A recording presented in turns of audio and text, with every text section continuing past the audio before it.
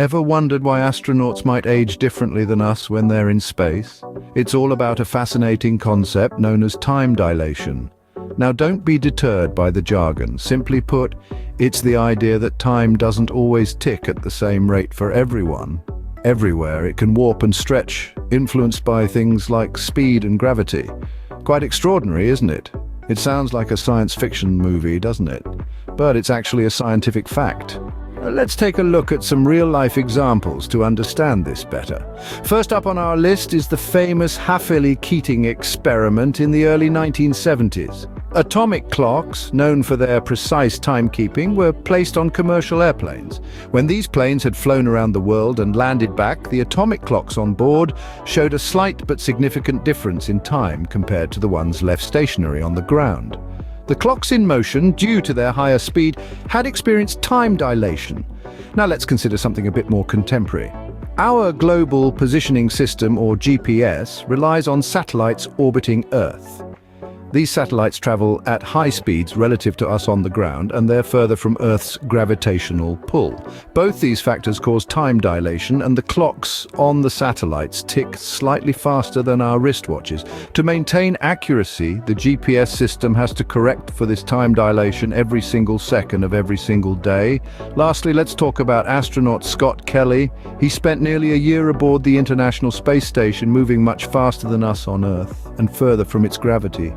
When he returned, he was technically younger than his twin brother Mark, who stayed on Earth. The difference was tiny, just about 0.01 seconds, but it was there. These examples show that time dilation isn't just a theory, it's a part of our daily life.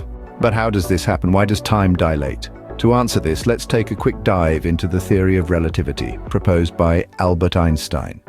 In simple terms, this theory suggests that space and time are interwoven into a single continuum known as space-time. Events that occur at the same time for one observer could occur at different times for another. Now, here's where time dilation comes into play. According to the theory of relativity, time can slow down or speed up, depending on how fast you move relative to something else. Imagine you're traveling in a spaceship that's moving close to the speed of light. The clock inside your spaceship would tick slower than the clocks back on Earth. Similarly, time can also dilate in strong gravitational fields. The stronger the gravity, the slower time passes. This is why time runs a bit slower for your feet than your head. So, the faster you move, the slower time passes for you. Sounds strange, doesn't it?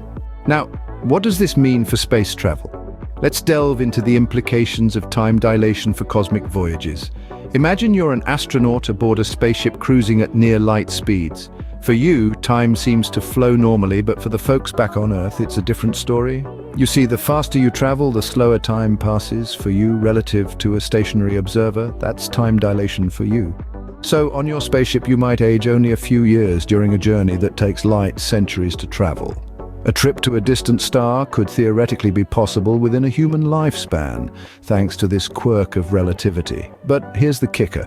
While you're off gallivanting amongst the stars, everyone you left behind on Earth is aging much faster than you. So, if you're planning a trip to a distant star, you might want to consider the effects of time dilation. You wouldn't want to come back to find everyone you knew had aged decades while you were gone, would you?